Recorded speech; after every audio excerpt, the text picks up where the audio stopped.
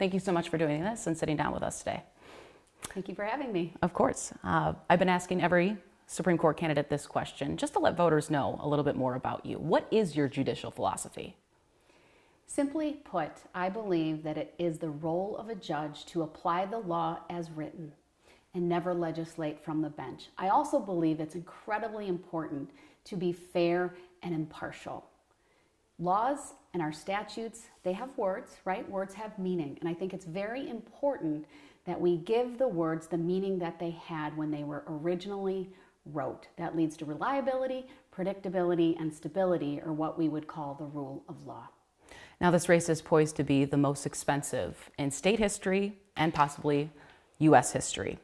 A Better Wisconsin Together is a liberal group that is spending over $2 million accusing you of being soft on criminals and letting them off the hook.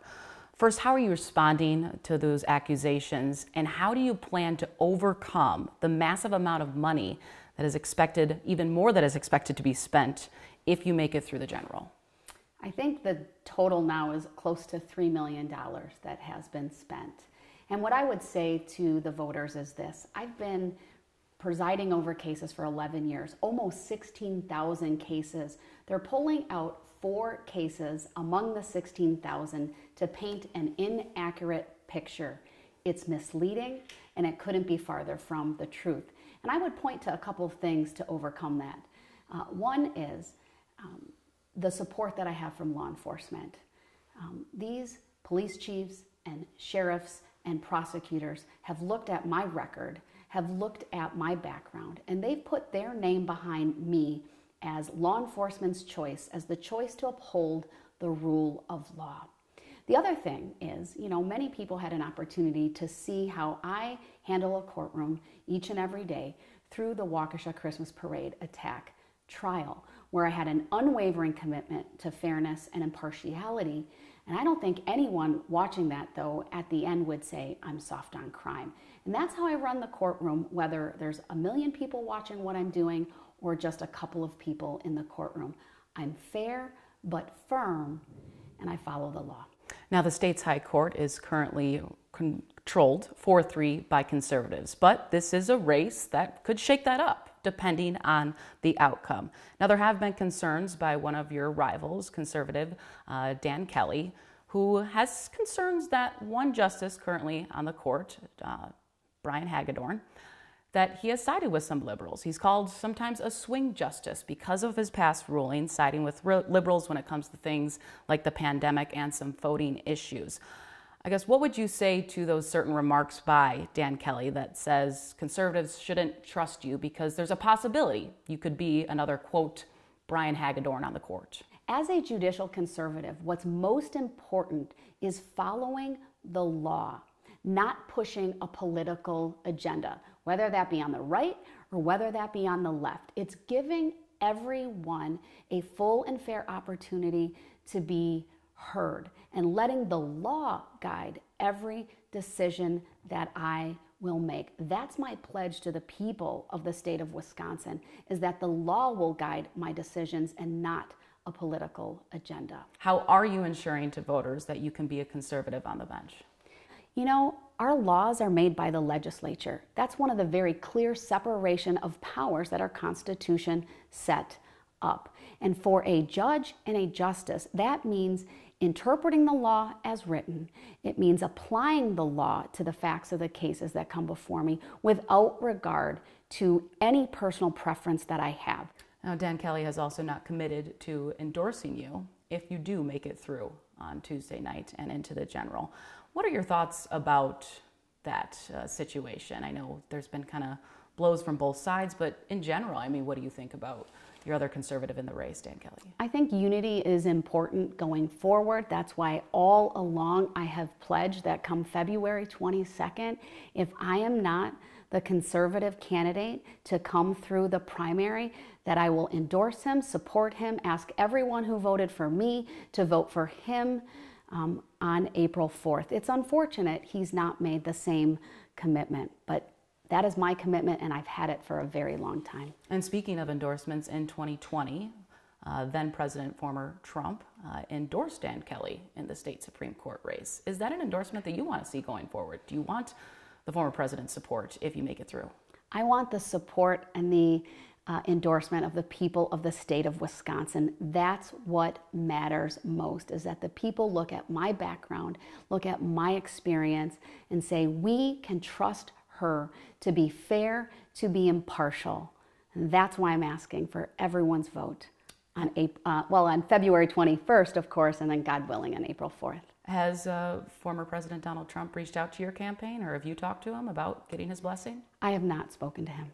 I also want to bring up your judicial application. It was a question that was I asked you at a Wiz Politics forum a few months ago about what you thought was the worst U.S. Supreme Court decision. And you referenced the 2003 Lawrence v. Texas, which made same-sex activity legal in all states and across the U.S.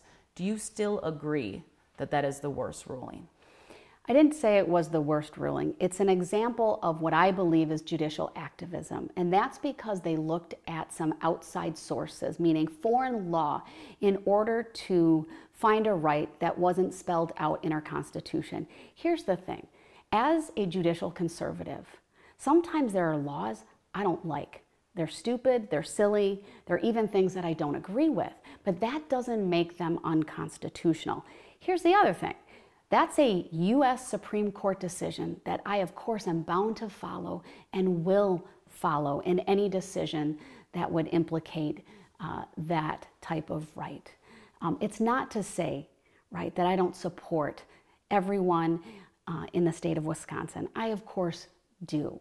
But it's really how that case was decided, not what it decided, but the methodology that it utilized in making that determination.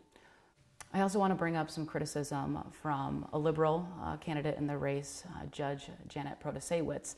She recently made some comments about where you graduated from, which in 1996 was Regent University, which is a law school founded by Christian preacher Pat Robinson, who is also the chancellor there currently. What she said is that there was quote unquote red flags that when you attended there, and her red flags meant that raises that you cannot be fair and impartial to the quote 1849 abortion ban and on marriage equality because you attended that university. Do you have a response to some of the criticism she's recently raised about that? It's really unfortunate that she's attacking my Christianity in this race. I'm deeply devoted to Christianity. But like any issue that comes before the court, it's not my political views or my preferences that guides how I make decisions on the bench. It's the law. She's openly campaigning with this political rhetoric that frankly no judicial candidate should do. We need to be fair and impartial. We need to not prejudge any aspect of the cases that come before us or that are likely to come before us. What is your final pitch to voters who might be still undecided in this crowded field? There are some stark choices here in this race. You have two candidates who have been labeled liberal, one who we would probably all say is the leading candidate, who wants to legislate from the bench, who has already openly declared how she would rule on some cases by forecasting her values. That's wrong. That's not what a judge or a justice should do. For me, I'm going to bring my 11 years on the bench, my 26-year legal career as a prosecutor, as a private practice attorney, as an advocate for abused and neglected children, as a judge for the last 11 years, who not only has a depth and breadth of experience, but has the key leadership experience of being one of 9 chief judges going on 6 years. No one has that experience in this race. All right, thank you so much for your time today. I appreciate it. Thank you.